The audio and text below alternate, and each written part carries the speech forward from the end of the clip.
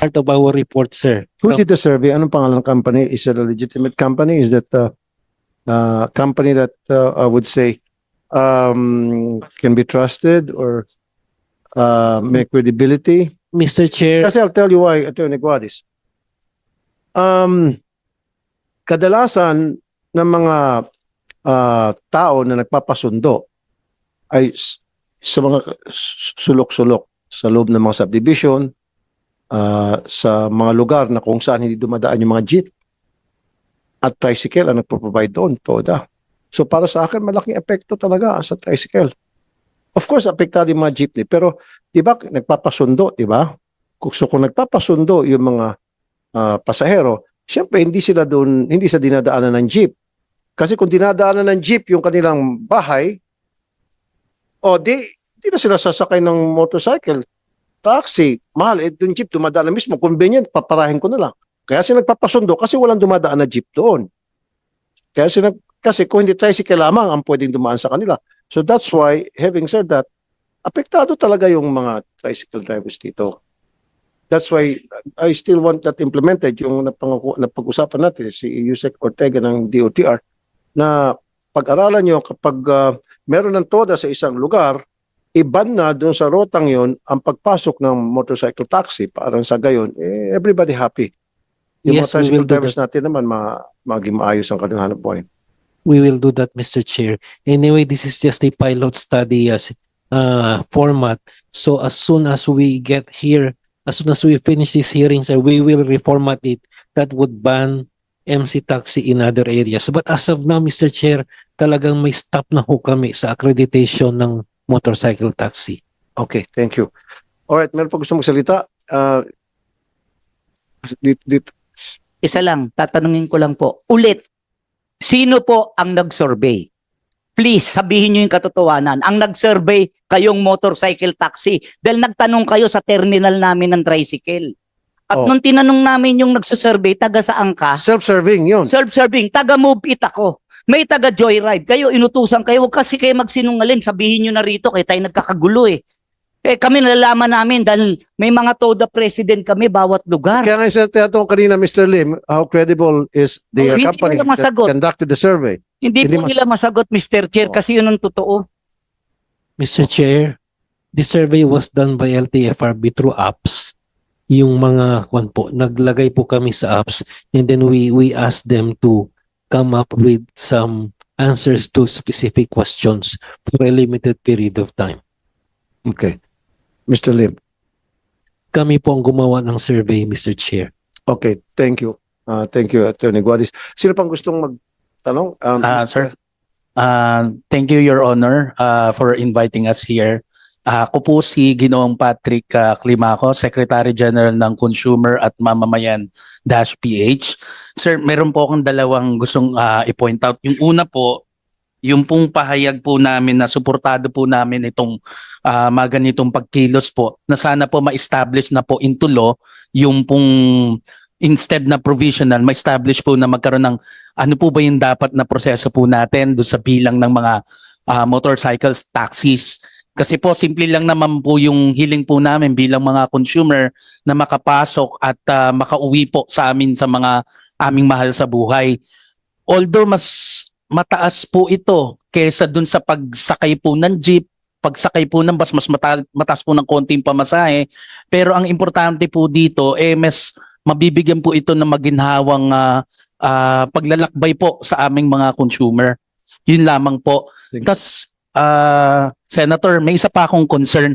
Since naandito naman yung big three na motorcycle taxis, sir, kanina pinoint out nyo na nagpapatay sila, nagla-log out dun sa app pagka rush hour o kaya maulan. Tama po yun, sir. May napansin na po akong ganyan. Pero kanina po, papunta po ako dito, dyan po sa area ng Buendia LRT, McDonald's, DLTV. Hindi lang po yun. Yung pong dahil lang kung bakit nila pinapatay o nila-log out yung app. Natuklas ako po kasi, sir, habang nagbubook po ako, may lumapit po sa akin. Isang light blue, isang dark blue, which is Angkas and Joyride. Nag-aalok po sa akin. nung pagkasagot ko po na ito po nagbubuking na po ako, hindi na kumibo. So something fishy come into my mind na lalabas to na kolorum. Kasi po hindi siya magre-register dun sa sistema ng app ng Angkas at saka ng Joyride.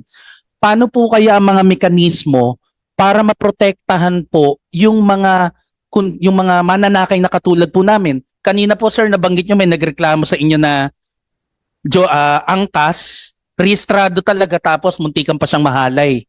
How much more na daylight, walang rehistro ng aking pagbubuk kung papatulang ko po yung driver na yon ng kanyang offer. Good question. So Angkas, wala kayong monitoring system na pag yung inyo pong rider nagpatay ng app, agad-agad questionin mo, bigyan nyo ng patawag para magpaliwanag. Kasi nangyari talaga yan palagi, yung nagpapatay ng app, especially kapag rush hour or kapag umuulan. And yeah, buti na point out ni Sir Patrick. And para magkolorum sila, and then magcha-charge sila mas malaki. Now, itong pasahero, gusto na makauwi, sige, kahit na triple pa yan. Wala kayong sistema na para ma-address itong issue na to, sir.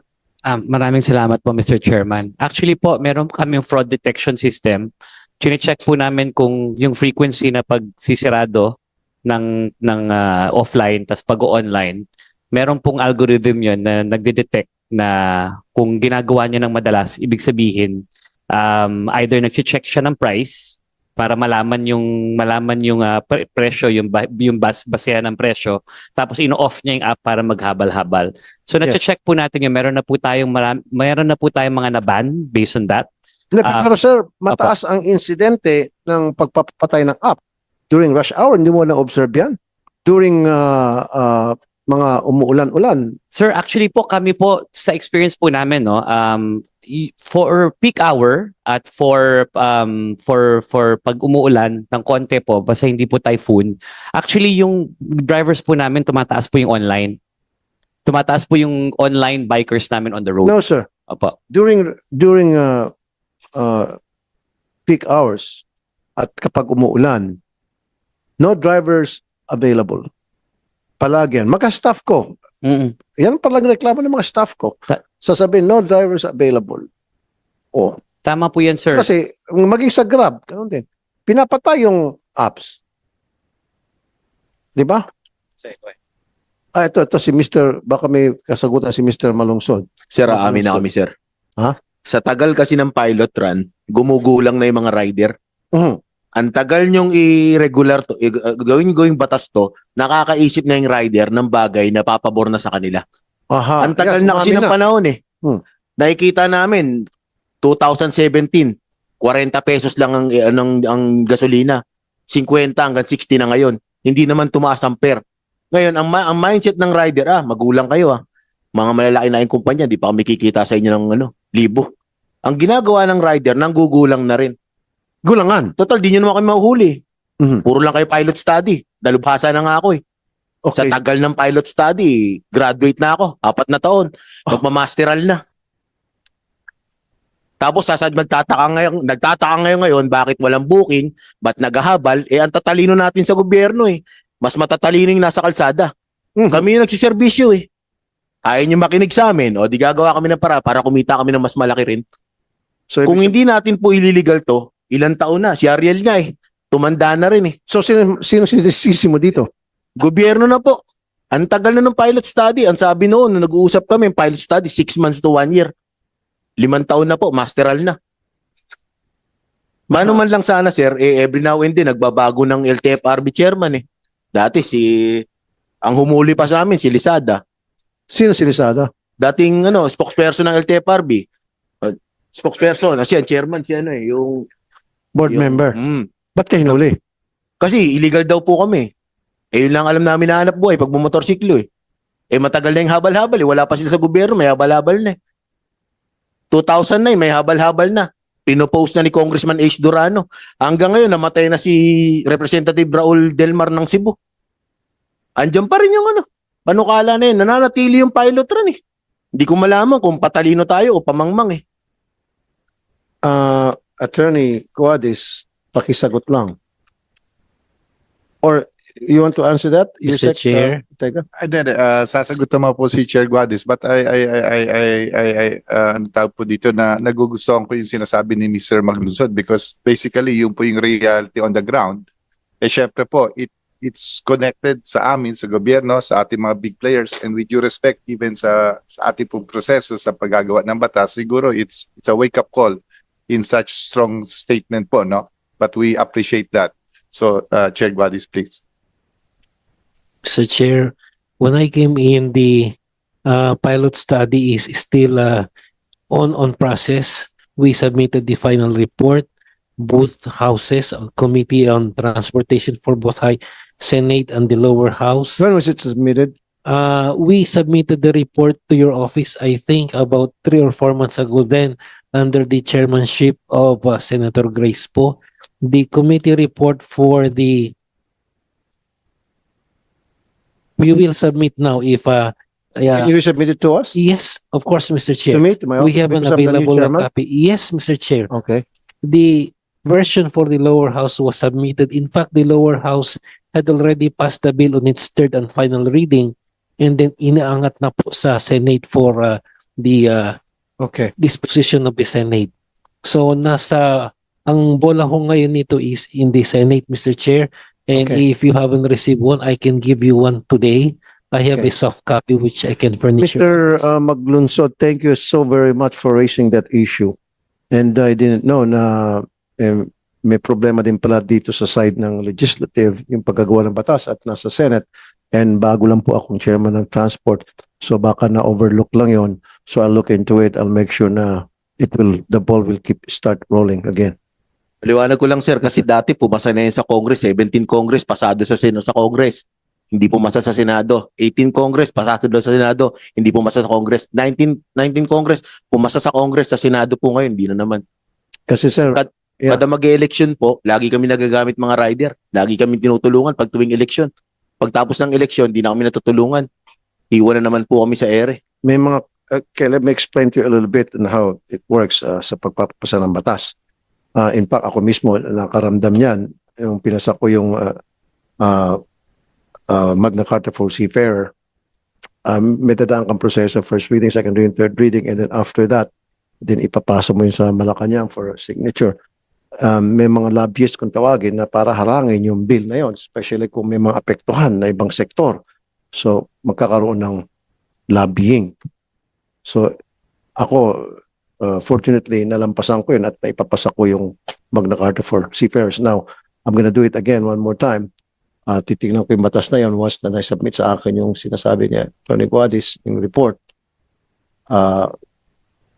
And then, I'll keep the ball rolling again to make sure na yun ay may pasang batas, hopefully. Mr. Roeca? If I may, sir, no, I really relate to what ng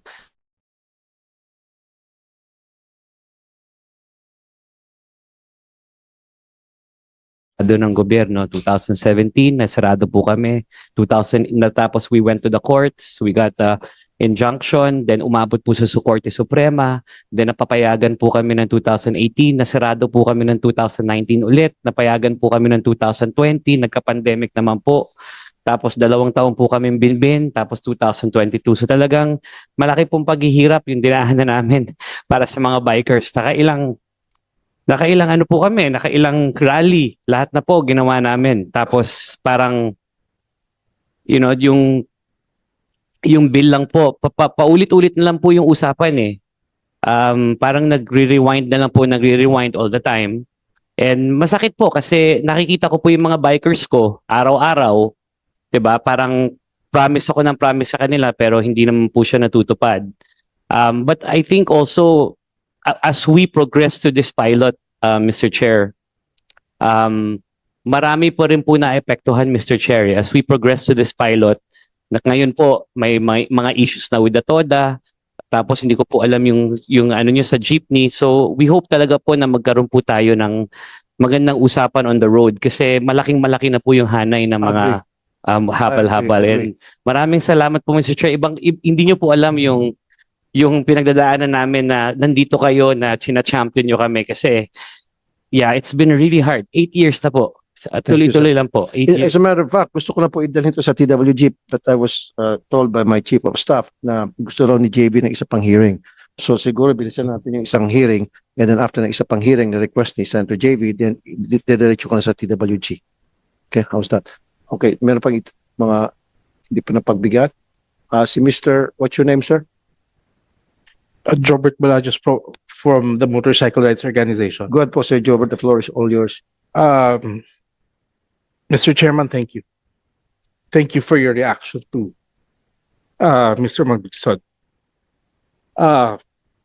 Since the beginning of yung pagpasok namin sa Congress and then Senate for this bill, one of the most important things na iniingatan namin was the standards that was set. The reason for this is because, like what Senator JV said, nung una tutol kami, even if I'm with the rights for riders, we believe that during the first few years, hindi pa ready yung hanay namin for such big responsibility. And then, when we were talking about it in Congress, nakita namin yung initiative nung platform to make it legal. And when we challenge them na we will impose standards so high na kapag hindi nyo masundan yung standards, we will not support you. And they accepted that challenge. So to us, it's very important because if this becomes a law, our only request here for LTFRB, LTO, and especially DOTR is to maintain those standards and not bring it down. Why? Buhay ng tao pinag-uusapan dito. Hindi lang ng pasahero, pati na rin ng rider. And we don't want to push them to the brink of masisira yung sinimulan, yung pinaghirapan at pinaglaban because pinabayaan natin silang bumaba ang standard. So that is our calling here. And we will continue to support and fight for the MC taxi industry, but we have to uphold its integrity as a whole. I have just one observation out of all the discussions today. We all want what's fair for all.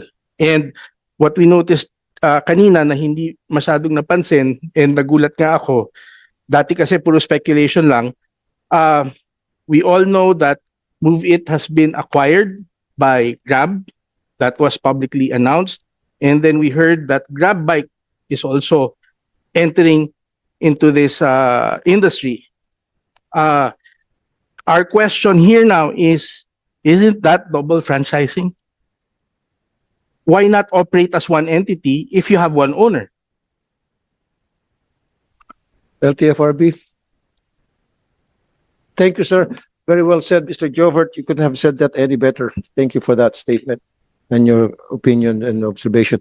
Attorney Guadi, sir. Mr. Chair, with the permission. First, Mr. Chair, these two have separate entities. These are two corporations with separate juridical personality. So, from the perspective of LTFRB, magkaiba po ito. So, we treat them differently. However, we're still waiting for the opinion of the Philippine Gaming Commission, who will come up with its own study on whether to allow both or just a single entity. Why gaming? I'm sorry, Philippine Competition Commission. okay. My apologies, Mr. Chair. That's my mistake. PCC, Mr. Chair. I'm sorry. Sige. All right, sige, sir. I say waiting for Philippine Competition. Okay, Commission for their opinion.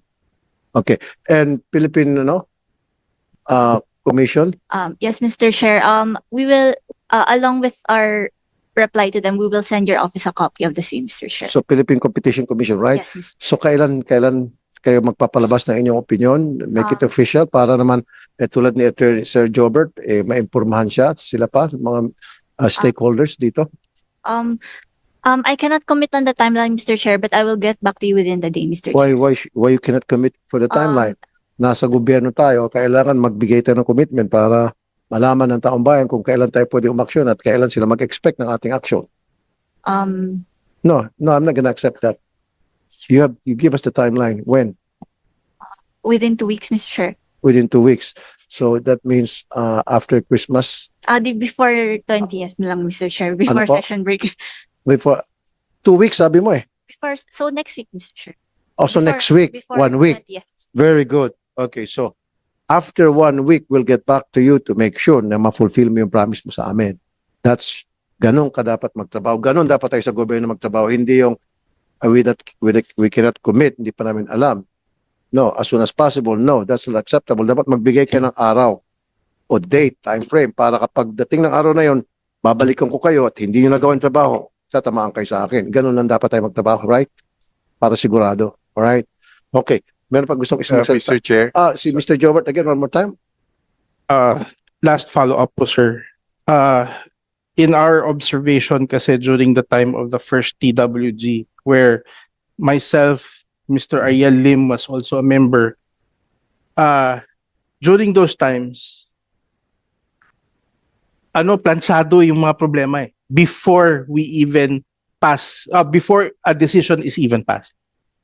Hindi ho namin sinasabi na kailangan nyo kami, but it's very comprehensive that everybody involved or has something to say, at least logically, is part of the team helping legislation to build the right law. Noong time ho na yun, hindi ho kami nagkaka-encounter ng mga ganitong problema. May I also request, But then, sir, what I can promise you, Mr. Jobert, sa darating na TWG, I'll make sure na kasama ka doon. yun po ang gusto kong sabihin. Thank you, sir. Thank sir. you. I give you my word. Salamat, May Mr. sure. Chair. Okay, thank you. Ikaw naman, Mr. Yung sa dulo, kanina pa nag-raise na hand. What's your name, sir? Good afternoon, Mr. Chair. Ronald Gustilo po from Digital Pinoys. Go ahead. Una po, nagpapasalamat po kami na naimbitahan po kami. Alam niyo ho, kagaya ho nung iba pang mga stakeholders dito ay meron ho kaming mga naging problema ho no, sa pakikipag-ugnayan sa iba't ibang ahensya. Para mabalikan ko lang, sometime in July, kami pong yung grupo po namin ay pinatawag ho ng LTFRB because doon ho sa mga complaint na final ho namin no against regarding accidents sa Move It and regarding doon sa issue ng overboarding. Overboarding meaning yung TWG ho kasi merong sinet na cap kagaya ho na binabanggit kanila nila Sir Ariel. Pero doon ho sa hearing na ipinatawag ho ng LTFRB, nabanggit ho nila na sila ho mismo galing ho sa kanila na yung Move It ho ay nag-overboard.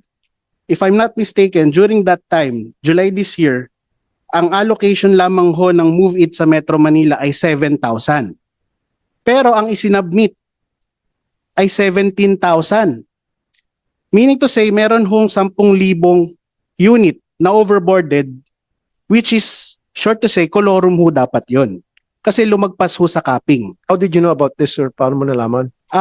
Ito ho ay binanggit ho nung hearing ho namin sa LTFRB. At ang nandun po si Chairman Guadi, si Attorney Austria. So, ang tanong ko lang ho, So, sumobra ng 10,000. yes po, sumobra ho ng 10,000 at the same time, meron ho kaming kine-question na allocation sa Cebu, yung kine-question namin yung presence ng Move It sa Cebu.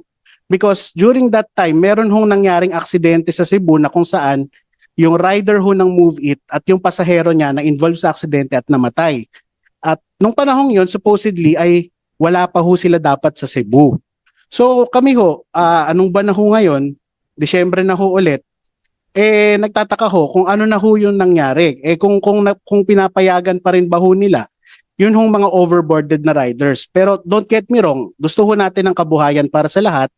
Pero kailangan ho, ilagay ho natin ito within the limits na sinet din ho ng ating pamahalaan. Kasi ang problema ho dyan, bukod ho doon sa binabanggit ho ni Sir Jobert na double franchise, kapag sobrang dami ho ng riders na ipinapasok ho natin, eventually masasaturate yung market. Okay, At sir. magsasuffer passengers. Thank you, sir. mapabilis tayo. Attorney Guadis, so itong issue sa overboarding, na-address na ba ito? Anong ginagawa nating aksyon para mabigyan ng solusyon? Yung problema na sinasabi ni kanino ni Mr. Ronald Bustillo. Mr. Chair, if I may answer the ano po. Tama po, last July we had a meeting with Sir Ronald regarding po sa mga various complaints with respect to a particular TNC. I think nakapag-submit na po ng answer si Move It. And Ano po nakalagay doon sa answer na Move It? Na bakit silang overboarded ng 10,000?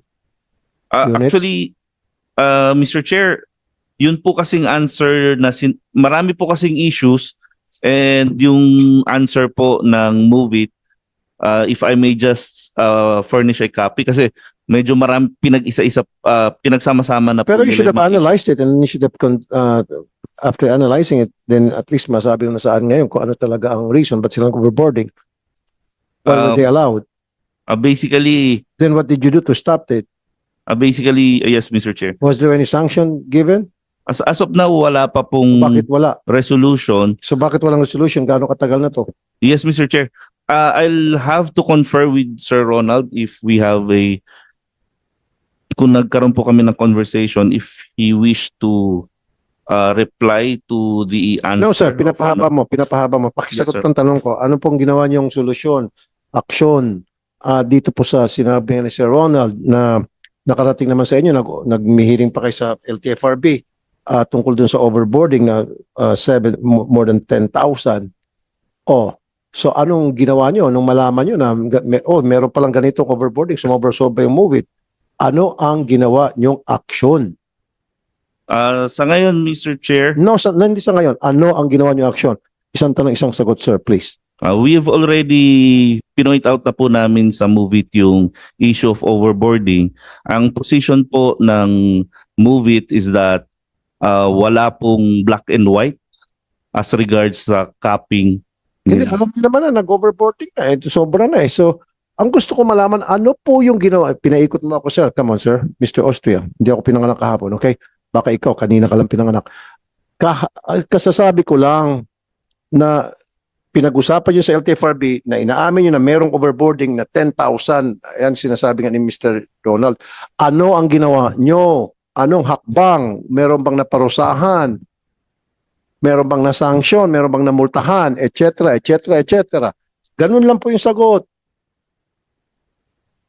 Mr. Chair, may I now be recognized? Go ahead, Attorney. Gomez. Knowing what happened, may I ask the chair to give me 1 week to review the file, and if warranted, I promise you, Mr. Chair, the necessary sanction will be imposed. Thank you.